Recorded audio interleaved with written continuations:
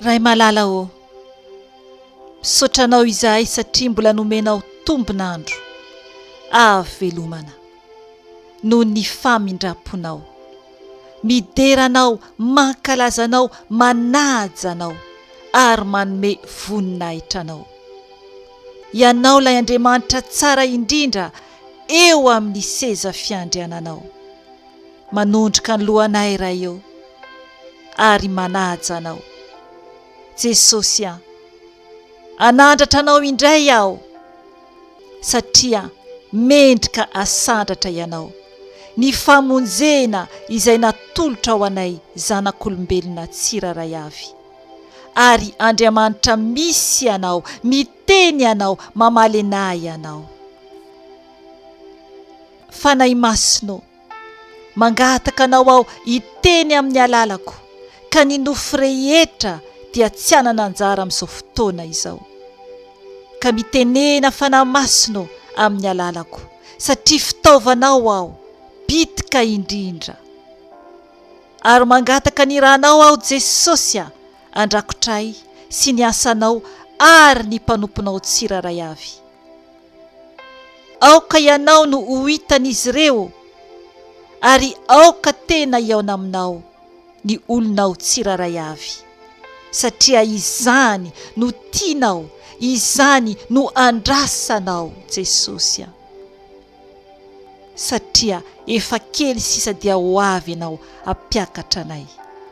Misaotra Jesosy, dera ho anao irery any. Aleluia, amen. Mbola faly miarabanao amin'ny anaran'i Jesosy Tompo aho anio alarobia 7 volana aogositra 2022. Ry havana, alohan'ny hijoroako vavolombelona dia amaky ten'Andriamanitra vitsy isika momba ny amin'ny fahalebiazan'Andriamanitra, ary mbola manambara ihany koa fa tena afo io Andriamanitra antsika io. Ilay fanahin'Andriamanitra, zany hoe ilay fanahy masina rehefa miaona aminy isika dia tena afo ilay Andriamanitra antsika. Aleluia, dera ho azy irery any. Amaky ten'Andriamanitra isika alohany hijoroako vavolombelona. Ovakintsika ny ao amin'ny Eksodosy 7 andiny voalohany ka hatramin'ny 9. Dia ovakiko izany amin'ny anaran'i Jesosy Tompo. Ary Mosesy dia niandry ny ondry amanosiny Zetro rafozany mpisorona tany Midiana, dia nitondra ny ondry amanosy tany ankoatra ny tany efitra ka tonga tany HOREBA tendrombohitr'Andriamanitra. Ary ilay anjelin'ny Tompo niseho taminy tao anatin'ile lafo teo amin'ny roimemy iray, ka hitany fa indro ny rehitra afo ilay romemy kanefa tsy levona. Dia hoy Mosesy, ivily kely ijery io fisehoan-javatra hafa kely io aho, nahoana no tsy levona io romemy io? Rehefa hitany Tompo fa nivily mba izay izy, dia niantso azy avy tao afovoan'ny romemy Andriamanitra, ka niteny hoe, ry Mosesy, dia hoy izy, intia aho. Ary hoy izy, aza manakaiky ety, esory amin'ny tongotrao ny kapanao, fa tany masina io hijoroanao io. Hoy koa izy, izao no Andriamanitry ny razanao, dia Andriamanitry Abrahama sy Andriamanitry Isaka ary Andriamanitry Jakoba. Dia NISARON-TAVA i Mosesy fa natahotra hijery an'Andriamanitra izy. Amen. Ry havana, eto ny tenin'Andriamanitra dia nanambara fa i Mosesy no niandry ny ondry amanosiny rafozany, dia tonga izy tany HOREBA. Io HOREBA io dia fantatsika tsara ho an'izay malala ny tenin'Andriamanitra fa io toerana io ilay tendrombohitra Sinay.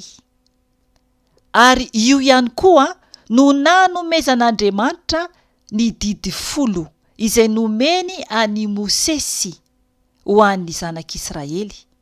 Ary io ihany koa no toerana nandehanany Eli mpaminany ny afina. Ovakintsika izany fa tsy ovakintsika tanteraka, satria ireo teny ireo no nomeny fanahy masina anio, anamarina ny Tompo ny zavatra izay niseho tamin'ny fiainako anio maraina raha nivavaka aho.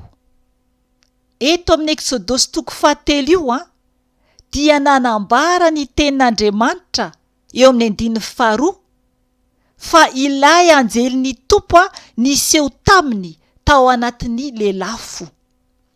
Ary ilay romemy ny rehitra afo kanefa tsy levona. Dia eo amin'ny 14 indray dia niteny tamin'ny Mosesy Andriamanitra hoe aza manakaiky ety, esory amin'ny tongotrao ny kapanao fa tany masina io ijoroanao io. 19 hoy koa izy, izao no Andriamanitry ny razanao, dia Andriamanitry Abrahama sy Andriamanitry Isaka ary Andriamanitry Jakoba. Dia NISARON-TAVA i Mosesy fa natahotra hijery an'Andriamanitra izy. Amen. Io andininy fahenina tapany farany io no tena raisitsika. Ilay hoe dia NISARON-TAVA i Mosesy fa natahotra hijery an'Andriamanitra izy. Amen. Izany hoe mampatahotra izany ny fahalebiazan'Andriamanitra. Tsy zakantsika zanak'olombelona rehefa eo anatrehany fahalebiazany isika. Izay no nahatonga ny Mosesy NISARON-TAVA. Aleluia.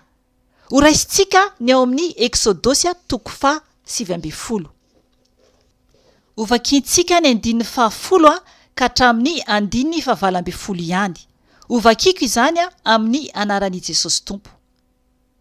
Ary hoy ny Tompo tamin'ny Mosesy, mandehana ho eny amin'ny olona ka manamasina azy anio sy ampitso. Ary ampanasao ny fitafiany izy ireo. Ao ka samy hiomana ho amin'ny andro 7 izy, fa amin'ny andro 7 no hidinany Tompo ho eo imaso ny olona rehetra eo atampony tendrombohitra Sinay. Dia anisy fefy manodidina ho an'ny olona ianao, ka hiteny hoe mitandrema ianareo mba tsy hiakatra ao atendrombohitra na hikasika ny sisiny akory aza. Fa na iza mikasika ny tendrombohitra dia ho vonoina ho faty. Tsy hisy tanana hikasika azy, fa ho toraham-bato tokoa, na ho tofirina tsy pika tokoa, na biby na olona, ary tsy mba ho velomina. Rehefa manao feo lava reny ny anjomara, vao hiakatra ho ao atendrombohitra ny olona. Dia nidina avy tao atendrombohitra i Mosesy, ka nakeny amin'ny olona, ary nanamasina azy izy ka samy nanasa ny fitafiany ny olona. Hoy koa izy tamin'ny olona, miomana ianareo ho amin'ny andro 7, aza manakaiky vehivavy akory. Tamin'ny maraina ny andro 7 dia nisy kotrokorana sy tselatra ary rahona matevina teo amin'ny tendrombohitra. Nisy koa feon'anjomara mafy dia mafy ka tora-kovitra ny olona rehetra izay teo amin'ny toby. Ary nitondra ny olona niainga avy teo atoby i Mosesy mba hiaona amin'Andriamanitra. Nijanona teo apotitry ny tendrombohitra izy ireo. Ary ny tendrombohitra Sinay manontolo dia nivoatsetroka satria ny Tompo nidina teo amboniny tao anaty afo, niakatra tahaka ny setroky ny laforo lehibe ny setroka, ary ny orooro mafy ny tendrombohitra Sinay manontolo. Amen. Ry havana, tena mazava ny tenin'Andriamanitra fa rehefa midina ny tompontsika dia toy ny laforo mihitsy ny afo. Zany hoe tena afo mandevona ny tompontsika araka ny tenin'Andriamanitra. Tsy ho fakafakana manontolo zany ilay teny fa manjary lavabe, fa ny tiany fanahy masina ampahafantarina antsika dia ny tenin'ny Tompo teo amin'ny 10:10 fa mila manamasina tena zany isika. Izay no baiko nomeny an'i Mosesy alohan'ireo zanak'Israely anatrika an'Andriamanitra, anatrika an'Andriamanitra. Ny baiko nomeny Tompo teto dia ny teny mihitsy izy hoe mandehana hoeny amin'ny olona ka manamasina azy anio sy ampitso ary ampanasao ny fitafiany izy ireo. Aoka samy homana ho amin'ny andro fahatelo izy, fa amin'ny andro fahatelo no idinany Tompo hoe ho imaso ny olona rehetra eo atampo ny tendrombohitra Sinay. Ry havana, isika tsy mila mandeha naizanaiza intsony hoe hoany amin'ny tendrombohitra Sinay na hoany am-piangonana na andeha ary amin'ny havako ary na andeha ary amin'ny toerana ary iaonako amin'ny Tompo. Fa naizanaiza misy antsika na ao anefitranontsika fotsiny ara dia afaka miaona amin'Andriamanitra isika. Amen. Satria isika no tempolon'ny fanahy masina. Isika no tempolon'ny fanahy masina, isika no tempolon'Andriamanitra. Eny, afaka isika miaraka mivory, miaraka mideran'Andriamanitra amin'ireo mpiara mivavaka amintsika. Fa tsy mila isika hoe toerana iray tsy maintsy aleha hoe any no ahitan'Andriamanitra. Tsy tompoko, diso fievitra isika, diso fievitra raha mbola manana izany toetsaina izany. Na hoe ny pasteranay ihany, na hoe ny mpitarika fivavahana ihany, na hoe ny mpiandry. Ry havana, mitandrema ianao, aza mitoky amin'olombelona fa voafitaka ianao. Aza mitoky amin'olombelona fa voaozona izay mitoky amin'olombelona. Tenin'Andriamanitra mihitsy izany. Mila mitandrina isika. Ry havana, eto ny tenin'Andriamanitra dia miteny hoe mila isika masina ny tenantsika izany, ary koa ny fitafiantsika mila madio eo anatren'Andriamanitra. Zany hoe fahadiovana misy ny rano. Mety hiteny ianao hoe ka ny 4 ny olona mahantra tsy manam-pitafiana madio. Ry havana, misy ny rano afaka na ny anasana tarehy ara, anotsanana ny vava. Ilainy Tompo zany isika madio fa tsy maloto. Eto izy dia ny baiko mihitsy ny zanak'Israely eo amin'ny 10:14 dia ny teny mihitsy izy eo amin'ny 10:14 eo amin'ny tapany teo ambany hoe ary nanamasina azy izy ka samy nanasa ny fitafiany ny olona. Amen. Samy nanasa ny fitafiany. Mila zany isika tsy ao anatin'ny fahalotona koa. Ary ny teny koa tenin'Andriamanitra fa na dia tanana ara, ny kasika, ny tendrombohitra na biby dia hovonoina izy. Ry havana, zany fahamasinan'Andriamanitra tsy takatra heverina. Ary koa ny tenin'Andriamanitra dia miteny mihitsy ny amin'ny mpivady izay masina eo anatrehan'Andriamanitra. Fa tsy hoe koa vadin'olona no miara-mipetraka aminao ka mbola velona ilay lahy na mbola velona ilay vavy nefa ilay vadin'olona dia miara-mipetraka aminao. Tsy eken'Andriamanitra izany. Misy tenin'Andriamanitra marobe manamarina izany, fa tsy anao ilay olona miara-mipetraka aminao raha mbola velona ny vadin'olona iny teo aloha na efa vita divorce ary.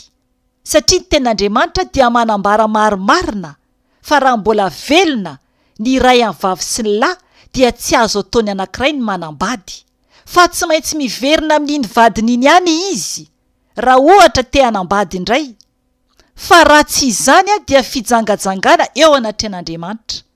Mangataka ny fanahy masina koa afaka anazava izany indray amin'ny manaraka amin'ny fotoana izay voatendry ny Tompo momba ny amin'ny fanambadiana izany izay masina eo anatin'Andriamanitra.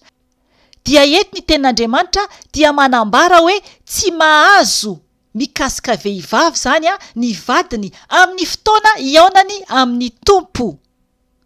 Dia izay manambara koa ny amin'ny fahamasinan'Andriamanitra lehibe izany.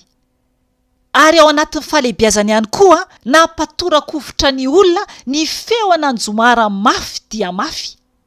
Teo ihany koa ny amin'ny kotrokorana sy ny tselatra ary ny rahona matevina teo amin'ny tendrombohitra. Zany fahalehibiazan'Andriamanitra ry havana, tena tsara dia tsara tokoa. Eo amin'ny 9:20 araka ny teneniko teo dia ny voatsetroka ny tendrombohitra Sinay manontolo, satria ny Tompo dia nidina teo amboniny tao anaty afo. Haleluya! Niakatra tahaka ny setroky ny lafaoro lehibe ny setroka ary ny ororo mafy ny tendrombohitra Sinay manontolo. Amen. Ry havana, mahatahotra io Andriamanitra antsika io. Ovakintsika farany ny tenin'Andriamanitra ao amin'ny Mpanjaka Voalohany 7:20 andiny 1:12 ihany ka hatramin'ny 13 no raisintsika. Ny amin'ny tantaran'i Elia izay noteneniko teo. Ovakiko izany amin'ny anaran'i Jesosy Tompo. Hoy ny Tompo, mivoa avy tao ka mijoroa eo ambony tendrombohitra eo anatrehan'ny Tompo. Ary indro nandalo ny Tompo ka nisy rivotra be sady mahery namakivaky ny tendrombohitra sy nanorotoro ny aram-bato teo alohan'ny Tompo. Nefa ny Tompo tsy tao amin'ny rivotra. Nanarakaraka ny rivotra dia nisy orohoro-tany. Nefa ny Tompo tsy tao amin'ny orohoro-tany. Nanarakaraka ny orohoro-tany dia nisy afo. Nefa ny Tompo tsy tao amin'ny afo. Ary nanarakaraka ny afo dia nisy feo toy ny rivotra ny tsoka malefaka. Rehefa nahare izany Elia dia nosaronany ny akanjobeny ivelany ny tavany. Dia niala teo izy ka nijoro teo ambavany zo ary indro nisy feo tonga taminy hoe manao inona eto ianao ry Elia. Amen. Ry havana, io tantara io dia i Elia nandositra ani Jezebela. Ary noho nandositra an Jezebela izy dia nandeha ary tonga tany amin'ny tendrombohitra HOREBA. Ilay nolazaintsika teo hoe tendrombohitra Sinay. Dia mbola nisy fahagagana lehibe ihany koa nataon'Andriamanitra tamin'ny Eli mpaminany tao amin'io tendrombohitra io. Dia io novakintsika teo io. Ary tena manambara ny fahalehibiazan'Andriamanitra. Ary manambara ny herin'Andriamanitra. Satria nitovitovy tamin'ilay novakintsika tao amin'ny Eksodosy tamin'ny MOSESY. Fa ny Tompo teto tsy tao anaty afo. Fa ny zavatra nasehon'Andriamanitra tamin'ny Elia dia niampy ato amin'ny teny novakintsika teo fa ny rivotra be sady mahery namakivaky ny tendrombohitra sy nanorotoro ny aram-bato teo alohan'ny Tompo. Haleluya! Ry havana, vao mandalo fotsiny ny Tompo tamin'io dia tanteraka izany zavatra izany. Dia noho ny aveo raha niaino tsara ianao dia nanarakaraka ny rivotra dia ny orohoro-tany. nefa ny tompo tsy tao amin'ny horohorontany. Nanarakaraka ny horohorontany dia nisy afo, nefa ny tompo tsy tao amin'ny afo. Ary nanarakaraka ny afo dia nisy feo toy ny rivotra ny tsoka malefaka. Aleloia! Izay ilay herin'Andriamanitra. Izay ilay herin'Andriamanitra. Ilay feo an'ny tompo. Araka ny fijoroana vavolombelona nataoko tamin'izahay ilay voadonan'ny tômôbilina. Izay ilay feo an'ny tompo voalaza eto amin'ny tantaran'i Eli. Feo an'ny tompo malefaka fa entitra. Ny feoany tamin'izy tonga tato an-tranoko izy niteny tamiko. Aleloia! Ary izay ilay feoany izay dia feo tena feno fitiavana fa mahery ary miaraka amin'ny rivotry ny fanahy masina. Ry havana, teto Eli amin'ny 17 dia nosarona ny akanjo beny ivelan'ny tavany satria mahery tsin'Andriamanitra ka tsy mahajery an'Andriamanitra isika. Tsy mahajery an'Andriamanitra isika. Eli raha eto dia niala teo izy ka nijoro teo ambavany zo no ny herin'Andriamanitra izany. Ry havana, ny tenin'Andriamanitra izay novakitsika rehetra teo dia manambara ny fahalebiazan'Andriamanitra sy ny fahamasinany sy ny fampahafantarany fa misy izy ary ny zavatra niseho rehetra teo aloha araka ny novakitsika teo dia mbola miseho amintsika zanak'olombelona. Maro no tsy mino fa za dia mino atompoko, fa anjaranao na mino na tsy mino ianao. Ijoro vavolombelona ako. Raha nivavaka anikeo dia teo am-panomanana zany dia niteny hoe tsy hanao saron-doha ako fa ny voloko zany efa lava. Dia amiko zany hoe amin'ny manofo ny voloko efa lava dia araka ny tenin'Andriamanitra hoe ny volo fisaronana arak'izay hitantsika hoe ao amin'ny Korintiana voalohany 1:12 araka ny fantatra antsika hoe ny volo no fisaromana ho an'ny vehivavy. Nefany eo amin'ny 15 dia ny tenin'Andriamanitra nefany manambara marina fa ny vehivavy rehefa mivavaka na maminany ka tsy misaron-doha dia mahafa-boninahitra ny lohany satria toy ny voaharatra izy amin'izany. Dia io tenin'Andriamanitra io zany efa nanamboarany tompo ahy tamin'izako nanomboka natsony aminany ary natsony koa nanao ny asany. Dia anio zany nieritreritra hoe na tsy manao saron-doha angamba satria ny voloko efa lava dia mety tsy ampaninina ny tompo. Dia no ny efa nandoalika zany hivavaka dia napetrako teo akaikiko zany ny saron-dohako dia ny voloko zany navelako fotsiny tamin'izao. Dia nanomboka nivavaka ako. Dia tao anatin'ny vavaka zany miteny amin'ny tompo hoe raha kasitrahany ny tsy hanaovako saron-doha rehefa mivavaka aminy. Ry havana, ny zavatra niseho teo am-pivavahana ako dia nanomboka tsy afaka niaina ny oroko. Ary ny tanako akavanana nanomboka mamay tena mamay. Hitanareo ohatran'ireny mayana masoandro ireny. Dia nanomboka tsy afaka niaina intsony ny oroko. Tena tsy afaka niaina ako. Tonga teo am-pandolena teo ihany dia noraisiko ny saron-dohako dia nanaovako. Dia vao nanaovako ny saron-dohako dia niverina tahaka ny teo aloha ny amin'izay tian'Andriamanitra amin'ny fomba hivavahako aminy. Zany hoe rehefa mivavaka amin'ny tompo aho ka misaron-doha dia rehefa tonga ny fanahy masina, rehefa tonga ao anatin'ny fahamasinany Tompo tahaka ny Mosesy sy i Elia. Zany hoe miditra antsehatra zany ny Tompo rehefa tena mivavaka ao anatin'ny fahamarinana sy ny fahamasinana isika dia ny zavatra mahazatra fataon'ny Tompo amiko rehefa manao saron-doha zany dia ny masoko manomboka mahamay fahazakako ary ny felantanako dia mahamay fahazakako. Izay lay fanahy masina, izay lay afo ny fanahy masina. Zany hoe mahamay fa tsy mandoro.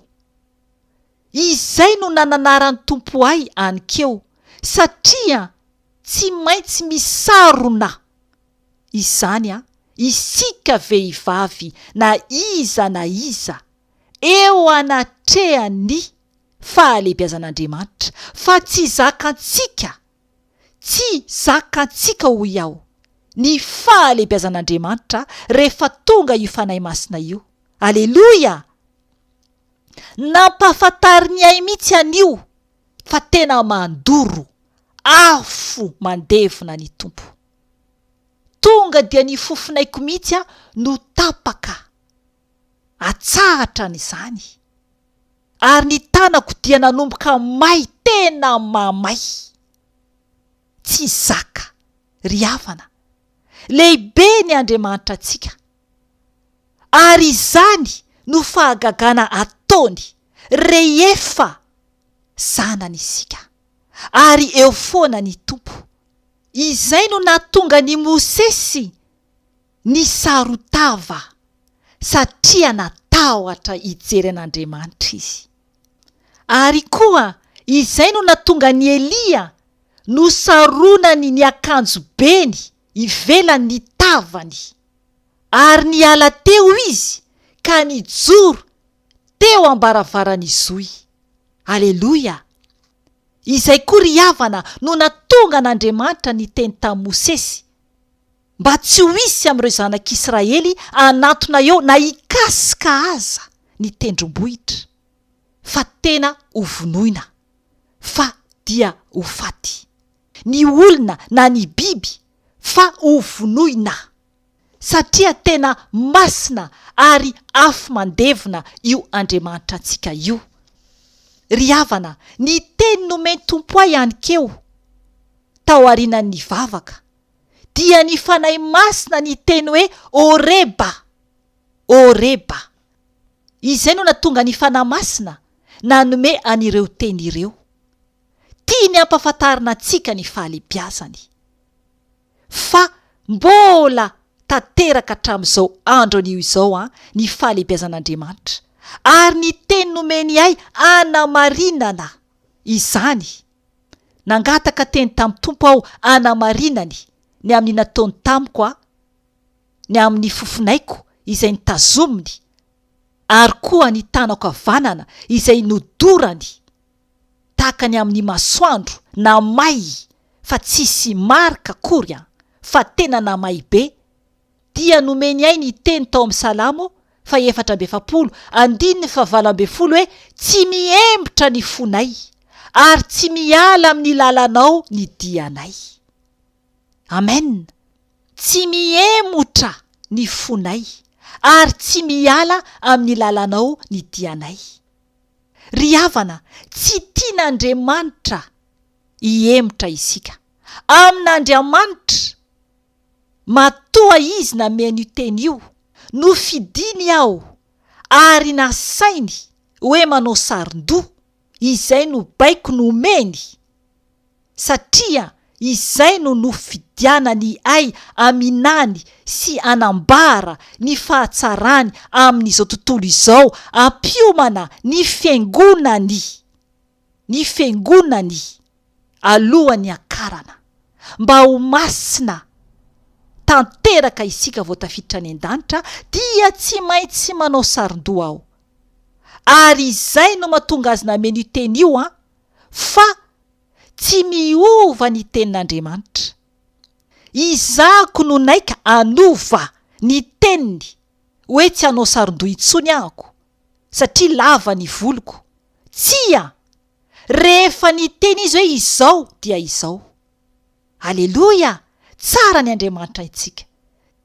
Ry havana, teo ampivavahanako no ny aveo adiniko ny teny teo, fa rehefa mamay ny maso ary rehefa mamay ny tanana, rehefa tonga ny fanahy masina, dia miampirivotra malefaka, mitsoka, tsy mitovy amin'ny rivotra ety ambony tany, mitsoka amintsika eo ampivavahana.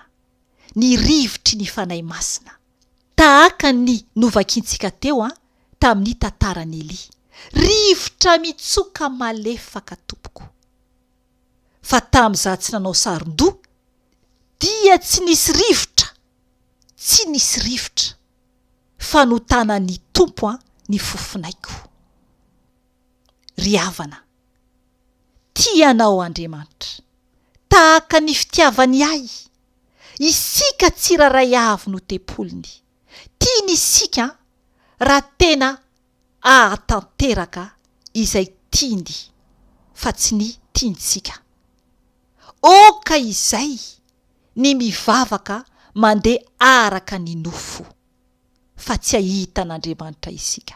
Tsy iaona amin'Andriamanitra isika tahaka ny iaonan'ireo mpanompon'Andriamanitra rehetra na lahy na vavy izay efa lasa ny an-danitra teo alohantsika. Mila isika manaraka an'Andriamanitra ary manaraka ny lalan'ireo mpanompon'Andriamanitra teo aloha rehetra tahaka antsika. Aoka ny finoantsika hiakatra be. Ahetreo ny nofo, fa raha mbola mandeha araka ny nofo ianao ho any am-piangonana, hijery namana, zatra fotsiny hoe hihira dia hanao ny asan'ny tompo, indrisy ho iaho miantso anao, fa tena ho very ianao tompoko, tena ho very ianao. Tsy ahita an'Andriamanitra any amin'ny trano fiangonana ianao raha hijery olona sy hanaraka fombafomban'olona sy hitoky amin'olombelona. Enganie, mba tsy ho tonga amintsika ny tenin'Andriamanitra hoe ho voaozona izay olona matoky olona. Ao amin'ny Jeremia 17:15 izany. Enganie, ka anaiky anao ho tempolin'Andriamanitra masina, mahitsy, mendrika eo anatrehany, ka tsy vilivily intsony amin'ny lalana ratsy rehetra. Raiso Jesosy ho tompo sy ho mpamonjy ny fiainanao, dia aoka ianao atao batisa amin'ny anarany ary hanompo azy amin'ny fahendrena tanteraka sy ny fahamasinana, dia atsiaro fahasambarana ianao.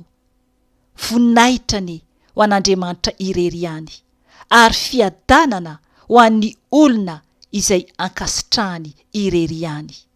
Amen.